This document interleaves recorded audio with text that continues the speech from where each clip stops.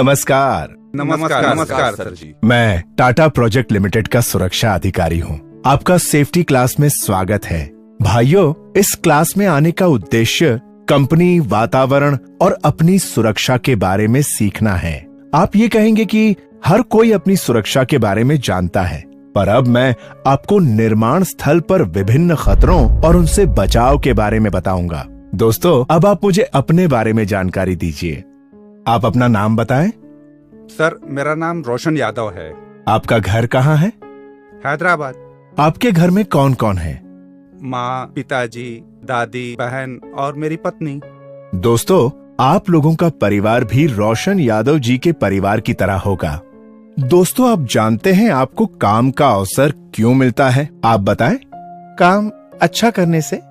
ठीक है, अब आप बताएं। काम जानते हैं इसलिए। और आप?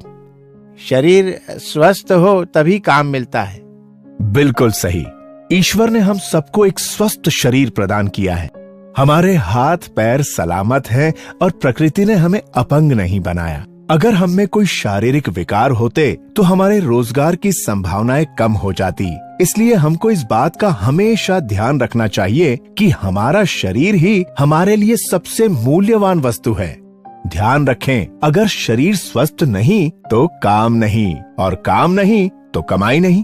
अब मैं आपसे पूछता हूँ कि काम की क्यों आवश्यकता है? साहब, काम की वजह से हमारे परिवार की जरूरतें पूरी होती हैं। बिल्कुल ठीक। और इससे ही हम अपने बच्चों को अच्छी शिक्षा दिला सकते हैं। बहुत अच्छे। अब शायद आप मेरी बात को समझ रहे होंगे कि क्यों हमारी सलामती जरूरी है, क्योंकि हमारी सलामती ही हमारे परिवार की सलामती है। मैं इस तरह के प्रश्न आपसे इसलिए पूछ रहा हूँ क्योंकि जब परिवार है तो उसकी कुछ जरूरतें भी हैं, जैसे कि बच्चों की पढ़ाई, बहन की शादी, माँ का इलाज, घर बनाना, लोन चुकाना और भी कई दूसरी बुनियादी जरूरतें। कई लोगों की जिम्मेदारी हम पर होती हैं और एक दुर्घटना पूरी व्यवस्था को बिगाड़ देती है। दोस्तों, याद रखें, किसी कामगार के साथ घटित दुर्घटना जितना कष्ट उस कामगार को देती है, उससे कहीं ज्यादा दुखदायी उसके परिवार वालों के लिए होती है। मैं आप सबसे पूछता हूँ, सोचिए कि आप किसी दुर्घटना के शिकार हों तो क्या हो सकता है? साहब, जान जा सकती है।